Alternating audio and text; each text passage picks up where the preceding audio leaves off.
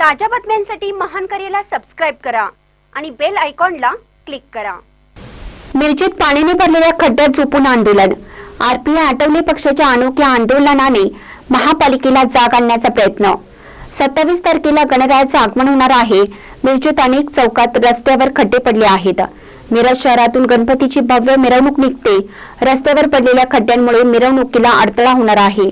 त्यामुळे रस्त्यावर पडलेले खड्डे दुरुस्त करावेत या मागणीसाठी आणि मिरजेतील रस्त्यावर पडलेल्या खड्ड्यांच्या विरोधात आरपीआय आठवले पक्षाचे वाहतूक आघाडीचे शहर जिल्हा अध्यक्ष आनंद हत्तेकर यांनी मिरजेतील डॉक्टर बाबासाहेब आंबेडकर यांच्या पुतळ्यासमोर रस्त्यावर पडलेल्या खड्ड्यात पावसाच्या साचलेल्या पाण्यात झोपून अनोखे आंदोलन केलं। काही दिवसात गणपतीचे आगमन होणार असून अनेक भाविक मिरजेत मिरवणूक पाहायला येत असतात। मोठमोठ्या गणपतीच्या मूर्तींची मिरवणूक निघत असते। रस्त्यावर पडलेल्या खड्ड्यांमुळे मूर्तीला दुखापत झाली तर याला कोण जबाबदार असा आरोप करत हत्तेकर यांनी इशारा दिला आहे। येत्या 2 दिवसात महापालिकेने रस्ते दुरुस्त केले नाहीत तर उग्र आंदोलन करू असा इशारा आरपीआय आठवले पक्षाचे वाहतूक आघाडीचे शहर जिल्हा अध्यक्ष आनंद हत्तेकर यांनी दिला आहे। महानकर न्यूजसाठी आदी माने, मिरज।